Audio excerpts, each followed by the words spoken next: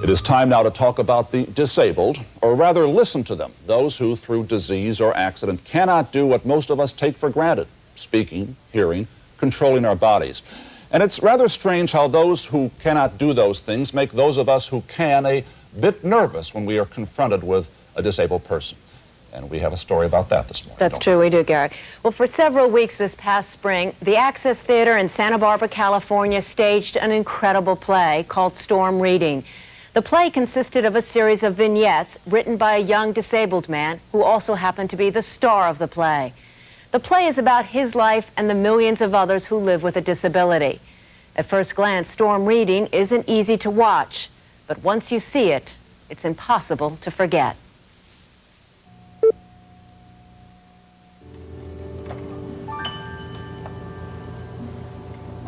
I believe I have a voice, words, feelings, observations, perceptions, thoughts that can move the world. The voice belongs to Roger Marcus. The words and the thoughts are those of his brother Neil. Neil Marcus can barely speak. His body can hardly move. But nonetheless, he is starring in a play, one he has written about his own life. I am a storm, a cyclone of ideas, thunder and lightning. Why are you a storm? Because I'm determined to make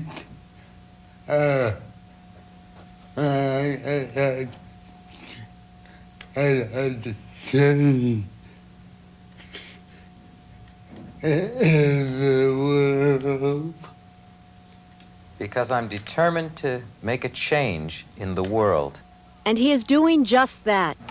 Conversation with a guy in the laundromat. Wow, it's not done yet. Do you come here a lot? I always wait till I run out of clean clothes before I come here. Every time Neil Marcus appears on the stage, every time his brother's voice brings his writings to life, audiences are forced to confront their fears and discomfort about the disabled. What are you doing? What are you doing? Here, let me help you. Why don't you let me? I don't want you to get me in any trouble. Here, I want you to sit down. You sit down right here. You sit down. I'll do it. It's fine, I'll do it. Let go. There, leave right there. How does it make you feel when you go out there on that stage and perform your own words? Tell people how you feel. It feels very good. I'm out there with everything I got. It feels very good.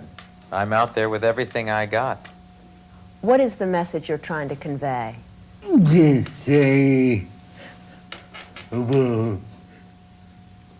people need more exposure in the world. Well, I think that disabled people need more exposure out in the world. Roger Marcus is Neil's older brother. It was his idea to turn Neil's writings into a play. We're trying to break down people's barriers towards, of course, disability, but also towards their own lives. Growing up, he often acted as his brother's caretaker. Now they live in separate cities, but their closeness still shows. Claire, you're beautiful. I feel very connected to Neil. Sometimes people don't understand what he says, and so have often filled in the role of interpreter, saying his words, repeating them for people, making him accessible to people. What do people think initially when this play begins? Oh dear, oh dear. I'm here watching someone and I can't understand them. And there's a level of fear. And then we slice through that. I think they think, my goodness, he's enjoying himself. Here's a person who looks and acts like they're disabled. He's having so much fun in his life. Maybe I can have fun in my life. Should I help you? I'd be glad to help. Or should I mind my own business? Oh, I mind my own business. Neil Marcus spent an idyllic childhood playing with his 4 older brothers and sisters. But his world changed suddenly and drastically when at the age of 8, he became afflicted with a rare neurological disorder called dystonia. I couldn't hold a pen. I couldn't hold a pencil. I started limping. And I started limping. Thought I was losing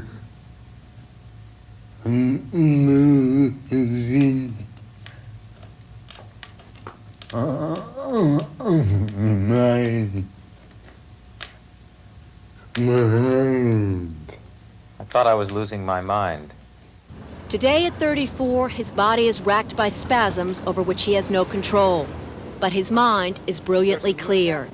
Good to see you. He's a well-known figure on his hometown streets of Berkeley, California, where he's joined the growing movement of disabled people fighting for recognition and respect. I am not an outcast. I want to be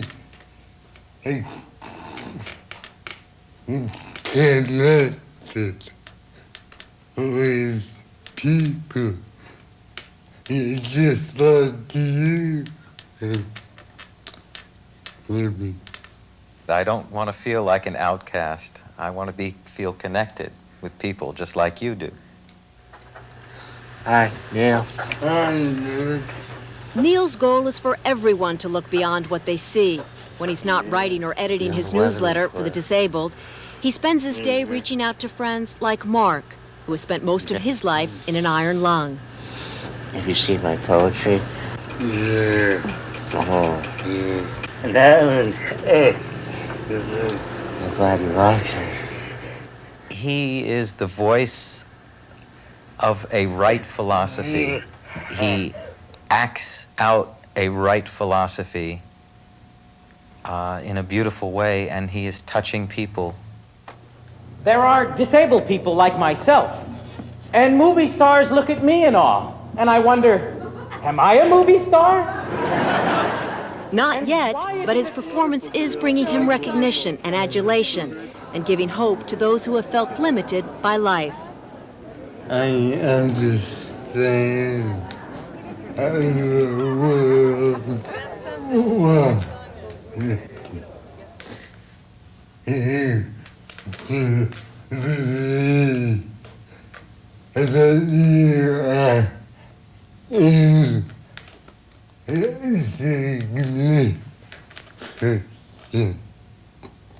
I understand that the world wants you to believe that you're insignificant. And you know you're not. Yeah. Yes. That's big victory. I think it's the Vegas.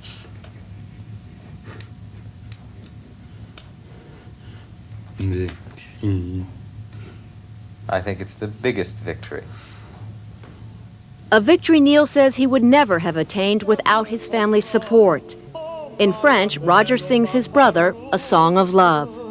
J'aime tes yeux, j'aime ta bouche, où mes baisers s'épuiseront, où mes baisers s'épuiseront.